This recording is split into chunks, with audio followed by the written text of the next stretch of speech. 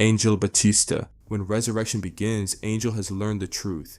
Dexter Morgan, and his closest friend for over a decade, is the real Bay Harbor Butcher, the man he defended. Proof he's the Bay Harbor Butcher. Dokes is the Bay Harbor Butcher. Have you lost your mind? The man he trusted, the man whose death he mourned, alive and a serial killer. Dexter Morgan is alive? Angel can't let it go. He walks away from his position as captain of Miami Metro, travels to New York City, where Dexter is hiding under a fake identity. I retired, but it was my decision. I wasn't fired. And I did it to bring Dexter Morgan to justice. And dedicates himself to one thing, bringing Dexter to justice for what he did to Dokes, to LaGuerta, to Deb, to everyone. In episode 9, titled Touched by an Angel, Angel makes a fatal miscalculation. Believing he's found an ally in Leon Prater, a wealthy philanthropist with connections to Dexter, he reveals everything, that the man known as Red is actually Dexter Morgan. You mean Mr. Schmidt?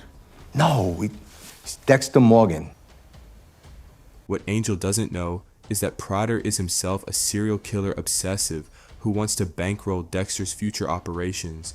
By exposing Dexter, Angel has just signed his own death warrant.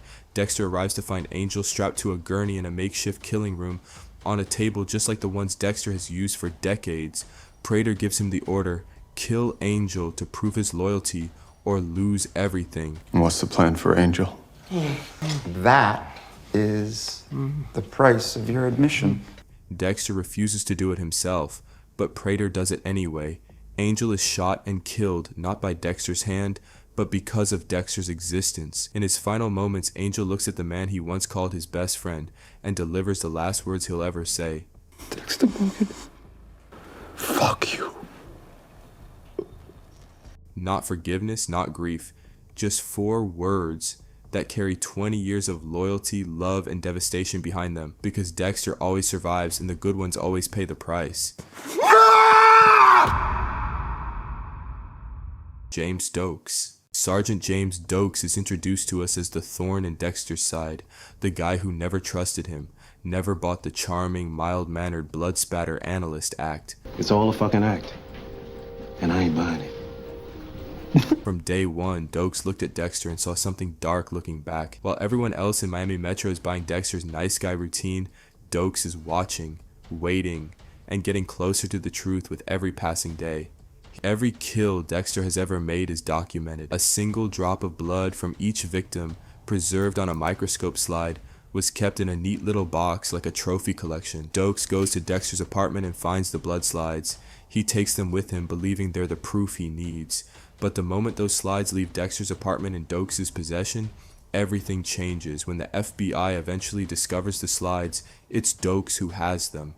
Suddenly the evidence points straight at him. Our primary suspect is someone you know well, Sergeant James Dokes. Sergeant Dokes. Now Dokes isn't the investigator anymore. He's the prime suspect in the Bay Harbor Butcher case. His history of violence, his psychological profile, his unexplained absences. On paper, Sergeant James Dokes fits the profile perfectly. Knowing what happened, Dokes continued to follow and track Dexter to an Everglade. That's right, motherfucker. It's over. How'd you find me? GPS tap on your boat. Put them on. Almost arresting him, but ends up getting knocked out and imprisoned. They have meaningful conversations about being similar. Don't you have to go and ruin everything? You're a killer. I catch killers. So do I. I caught you. I'm not a killer. You are. But Dokes is still locked in a cage in a remote cabin, while Dexter figures out what to do with him. Then Lila, Dexter's unhinged, obsessive ex, discovers the cabin. I'm Sergeant James Dokes. Who put you in there? Fucking psycho. I'm okay. Just open the gate. What the fuck are you doing? What the fuck are you doing? And instead of freeing Dokes or calling for help, she blows the whole building up. Dokes dies in an explosion he never saw coming, framed as the Bay Harbor Butcher. The real killer walks free. The innocent man gets the blame. The wrong man became the monster in the public eye, and Dexter got to keep living his double life. Rita Bennett. She's a survivor, an abuse victim who rebuilt herself with quiet, fierce determination, and she loves Dexter with everything she has. which is exactly why what happens to her is so unbearable. By the time they get married and have their son Harrison together, you genuinely believe in them. Even if Dexter can't fully feel it the way she does, you believe in what they've built. Season 4's finale is widely considered one of the greatest in television history, and for good reason. The Trinity killer Arthur Mitchell has been Dexter's most dangerous adversary, a serial killer who has somehow maintained a perfect family life for decades. Dexter becomes obsessed with understanding how he does it. After multiple episodes with close calls and heated moments, he kills Trinity. Nothing is inevitable. It's already over. Now it's over. But Trinity already made his move. When Dexter comes home to celebrate his honeymoon with Rita, he finds Harrison sitting in a pool of blood on the bathroom floor, and Rita in the bathtub, dead. There are no words exchanged, no dramatic speech. Sir, we're gonna take the child into safe custody now. Sir, hand me the child. The silence in that scene says everything. Dexter lost the one person who could have actually saved him, and he let it happen. It was me. Brother Sam.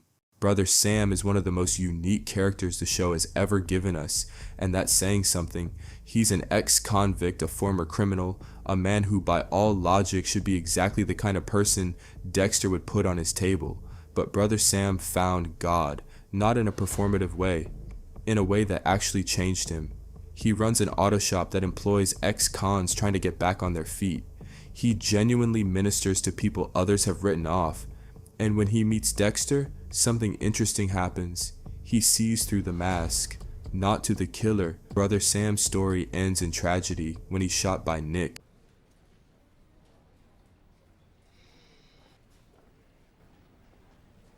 Okay. Eli isn't barking. If Leo were the man in the hood, the dog would be going crazy. The only person other than Brother Sam Eli doesn't bark at is Nick. An ex-convict who worked at Sam's auto repair shop. Sam had taken Nick in, offering him guidance and a chance at redemption, but Nick was struggling. The change Sam promised didn't feel real to him. In his mind, nothing had truly changed, and he began to believe Sam had lied to him. I don't know why you put 3 bullets in a man who only wanted to help you. He gave me hope, but nothing changed. My life was shit before he jumped me on those waves, and it's still shit. At the same time, pressure from his former gang closed in. They demanded proof of loyalty if he wanted back in. They wouldn't take me, not unless I proved myself. When Brother Sam is clinging to life, Dexter rushes to the hospital and stands by his side. And in his final moments, Brother Sam, knowing he's dying, chooses forgiveness. He asks Dexter to forgive the man who shot him, not out of weakness, out of absolute conviction that it's the right thing. Brother Sam represented something Dexter never had. Proof that people can genuinely change, that the dark passenger doesn't have to win. His death doesn't just hurt because we liked him. It hurts because of what it means, and Dexter predictably goes looking for revenge instead of peace. Turn yourself into the police. The only witness is dead. Nobody can do anything. I can't believe this worked out, man. I know about your darkness. I also see your light. There's no light in you. There's no light in me. Frank Lundy. Frank Lundy is the kind of character who makes a show better just by showing up. An FBI agent with decades of experience tracking serial killers, he's brilliant, methodical, and completely dedicated to his work. What gives Lundy his emotional weight is his relationship with Deborah Morgan. It's complicated and strange and probably shouldn't work, but there's something real between them, a genuine intellectual and emotional connection that neither of them fully expected. They eventually break up, and when Lundy returns in season 4, he's tracking the Trinity killer, and Deborah is drawn back into his orbit. You're sitting on your couch watching 2 smart, good people find each other again, and you're thinking, maybe this time. Go disappearing on me again. Not a...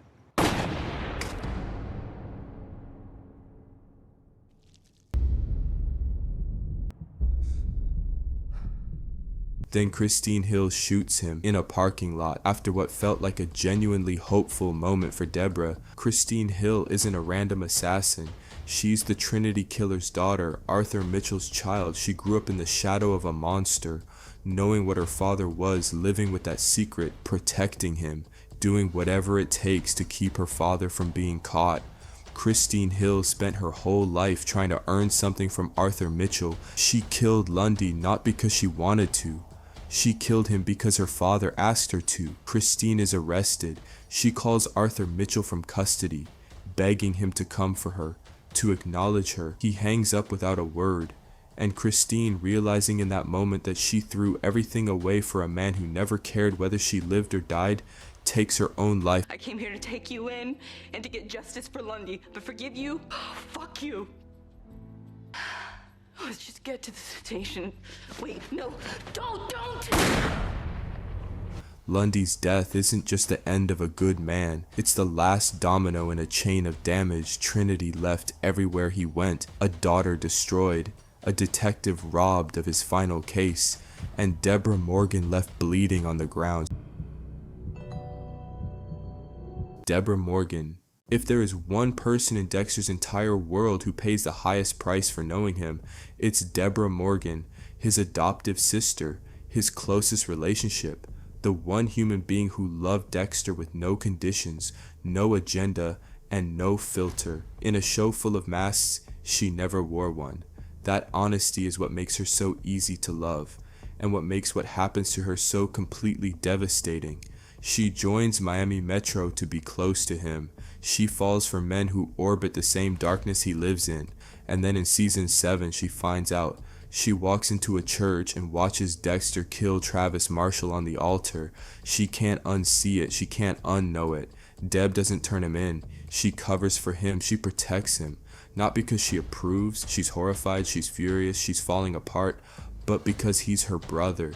She loves him in that deep, irrational way that doesn't care what the right thing is. And that love slowly, methodically destroys her from the inside out. Why? You need to leave. Dexter, you can't do this. Do it, Deborah. Shoot him.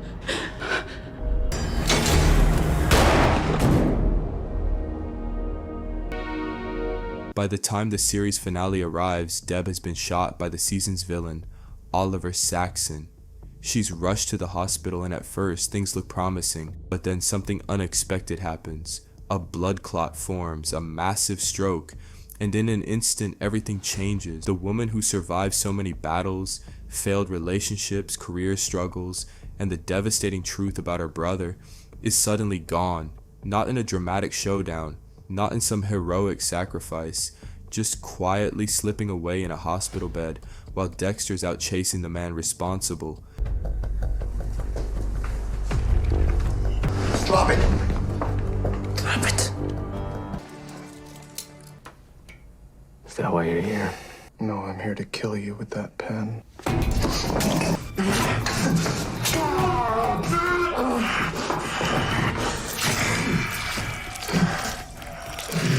Dexter gets there too late. He finds her hooked up to machines, brain dead, no way back, and he makes the decision no one should ever have to make. He disconnects her life support, holds her hand, and says goodbye, and it is the single most emotionally complete moment of the entire series. He wraps her body, carries her out, and takes her to sea. The same ritual he's performed for every kill of his life, but this isn't a kill. This is his sister, and that image, Dexter at sea, giving Deborah the same goodbye he gave his victims, says more about who he is and what he's destroyed than anything else the show ever put on screen. After everything she sacrificed for him, she gets wrapped in plastic and dropped into the ocean. That's the cost of loving Dexter Morgan. Thanks for watching. If you want another series, let me know down below and subscribe for more.